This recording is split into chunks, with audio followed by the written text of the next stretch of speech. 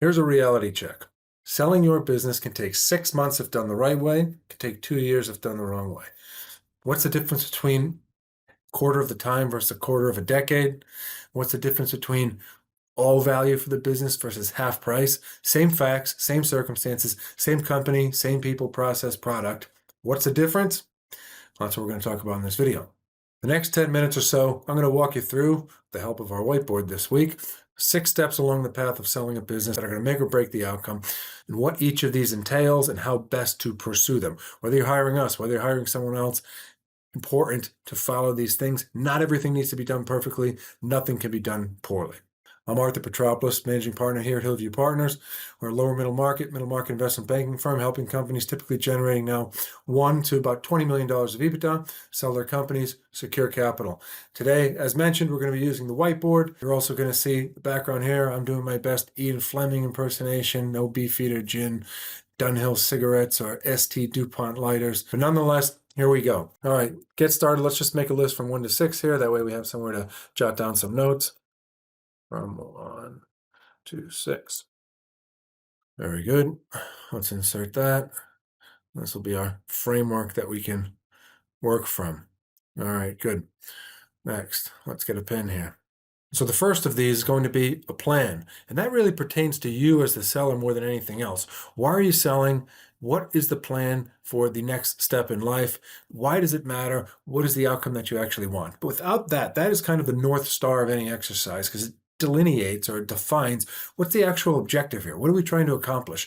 And based on that, everything kind of works back from it. Do you want to stay involved with the business? Do you want to be completely out of the business? Do you want to retain some ownership? Do you not? All of that's going to dictate what we say, who we say it to, how we facilitate the process. So the first element is going to be a plan, not just a plan for business, but a plan for life. Step number 2 is going to be a narrative, or to save me from scribbling, let's call it a story. Right? Selling a business, you are telling a story. You're saying, what is the people? What is the process? What is the products? Within the processes of a business, how does sales work? How does execution work? How do operations work? When it comes to the product, service offering, why is it special? Why do people want it? When it comes to the overarching narrative of the business, what are the fundamentals in terms of productivity, profit, revenues, things of that nature? Second, what is the narrative relative to access in terms of who do you sell to, geographic, demographic, industry, and capability? What do you do better than everybody else, right? And as much as business has evolved, any company generating $1 to $20 million in EBITDA does something special, has something unique about it, and that's what you want to characterize. That's the narrative. We always say that selling a business is the right narrative to the right.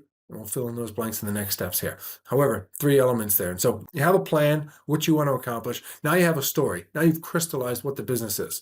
Now, step number 3 is the second part of that thing I was just saying. So the right narrative to the right audience. And the right audience is not the whole world. It's not 10,000 people in a mailing list, right? We don't want to sell to the globe. We want to sell to...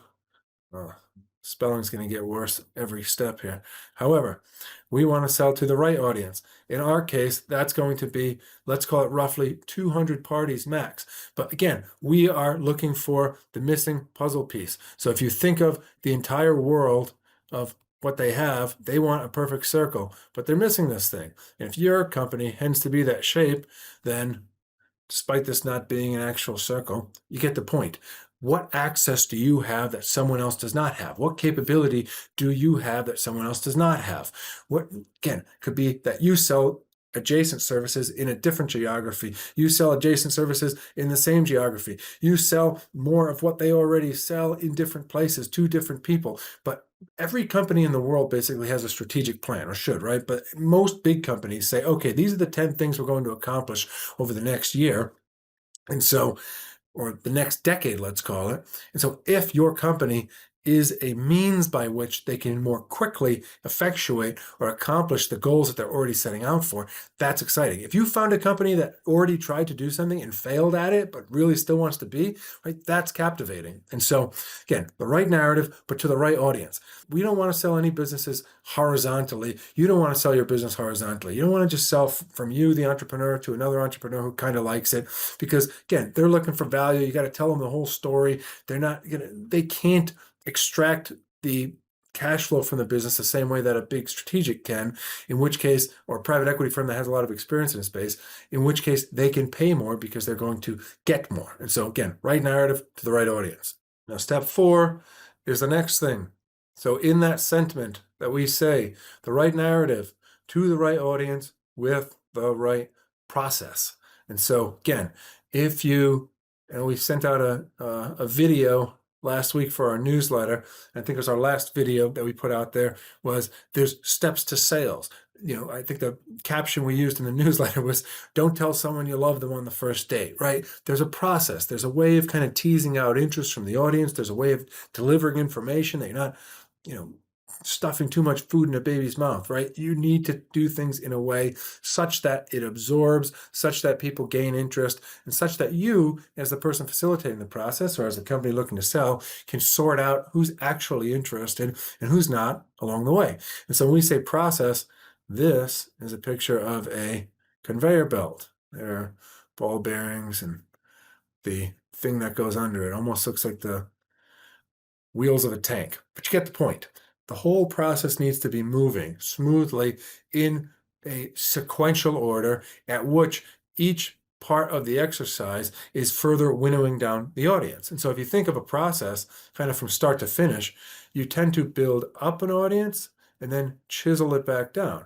And so the metrics we tend to use are, let's say, 200 parties we reach out to, perhaps 50 signed NDAs, and then ultimately 10 to 15 offers. And so by virtue of running things through the process, the people you ultimately work with are the most sincere, the most interested. If anyone ever says we have a proprietary database of 1 trillion buyers and we're going to send them each a customized WhatsApp message about your business, you don't want it. You want to know who's missing the puzzle piece, and then you want to talk to just those people, but then bringing them through the exercise. We were talking to somebody today and they said, hey, I've got a few people that are really interested, but I know they're sharks and they're not going to offer all that much money. I don't know how to get the best out of them, even though they could be a good fit. And what happens, or what truly is the case, is that volume or iterations or people in a process is the mitigant, is the solution to randomness. So you find all of the people that are yeses, you have them all compete against each other, and that ultimately distills through the proper process and sequencing to the right amount of offers and the ones you want. Now, number 5 is, and this is kind of where things get to more of a qualitative element, but we're going to say fit and culture. And so there are certain people in your life, I'm sure you see it every year, Thanksgiving, if you're fortunate enough to even get your family in the same room, that they're just not going to get along, right? Whether it's politics, whether it's the way of doing business, whether it's, should there be marshmallows on top of the sweet potatoes, whatever the thing is, there's just some things that click and some things that don't. Not to use the, hackneyed dating analogies, but they were, remember your grandma would set you up with her friends' grandchild and everything on paper looked great, but then when you met, it just, I don't know, you just didn't like each other. So the point is that happens in business too. You have to not only find people that match well on paper, but that when they meet, they have a similar ethos, a similar way of doing business. And that doesn't mean that there's just good and bad people out there. There's just people that take a certain view of business. There's some people that are much more data, metric, analytics driven. There's more people that are sales driven. There's more people that are finance oriented. So the goal is, the right story to the right audience, the right process. And then once you get that down, right, you then have a sufficient amount of communication, right? A few Zoom meetings, an in-person meeting, things of that nature to say, does this feel good? Is this the right kind of fit?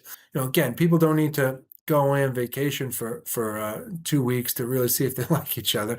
It just needs to be a sufficient amount of communication to make sure that the way people think about business lines up. And then lastly is the transition. And this also bakes in structure. And so, again, Some people want to sell a business and be done with it. Some people want to sell a business and stick around. That will usually find its way into the deal terms and will indicate, you know, think of control in many ways as a proxy for how much variability there can be in post-transaction consideration. That's a bit of a word salad here. But what I mean by that is if someone is sticking around and leading an independently running subsidiary of a business, hey, we're just going to buy you and leave you alone and let you do things. Well, then you understand that you have more control and therefore you're more perhaps amenable to some structural elements in the business. Hey, more amenable to an earnout, things of that nature. If, on the other hand, you're going to sell the business and not be there anymore, you'd rather it just be purely a seller note if there's anything that comes after the transaction. And so how is that transition going to take place? Does it taper? Is this person expected to continue forward running the business? That has to be aligned with the structure. It needs to be discussed. It needs to be crystallized. And so while there are more variables that go into all of this, from our perspective, it's these real 6 key items that play out and that illustrate the roadmap for selling a business and making sure that all parties are going to be aligned and that you ultimately get the right outcome. And again, what does this ultimately translate or synthesize or smelt down to? Time and value, right? It's like anything in the world, if given a low enough value, eliminates all risk, right? And so you said, hey, if you could buy a Powerball ticket for $1 million, would you want to buy one? No. If you could buy a Powerball ticket for 1 penny, would you buy 100 of them a day? Maybe, right? But let's say, get away from lottery ticket ideas, but like, let's just say you were betting on a basketball game, and in one case you had to shoot layups, in another case you had to shoot free throws, in another case you had to play from half court. The amount of risk, or the lower the probability that there's a good outcome, the less you'd want to bet on every iteration of that. And so think of that from a buyer's perspective. The more risk they see, the lower the price, the more it gets condensed. The more mess they see, the more the timeline gets messed up, the more it gets disrupted. And so in selling a business, in crafting the path, you want to have all of these items lined up in a way that it optimizes your presentation to the market. It optimizes the people you're actually talking to. It optimizes you getting what you want. And then part of getting what you want is someone else getting what they want. That's the nice thing about this business, is that there's a lot of transactions where everybody's going to leave. Really all of the transactions we want are situations where everybody's going to get something that they want. And so, to walk through these things again, 6 steps kind of along the roadmap of a successful outcome is A, having your plan in order. 2, understanding the story of the business and having the narrative crystallized appropriately. 3, reaching out to the right audience. 4, having the right process to pull everything through. Again, that's kind of the chain pulling all of the different elements, all the links along. 5 is a fit. This is the human element. This is not purely science. There is an art, a qualitative component to it. Does everybody get along? What do they think of one another? Do they do business the same way? And 6 is going to be the transition. What happens after all of this? You can't just, say, oh, this is going to be perfect, and then everyone rides off into the sunset. There is a post-transaction existence. What is that for everyone? What does it look like? How do we make sure it's good? And if you nail all 6 of these things, it's very hard to have a bad outcome. However, if you miss any of them, it's very easy to have a bad outcome. So that is a thought for today. We'll continue to try to make good use of our whiteboard here, but thought it'd be a neat way of looking at things today. These are generally 6 steps along the roadmap, along the path to a successful outcome and exit. Hope the week's going well for everyone. Keep pushing forward. God bless. See everyone next time.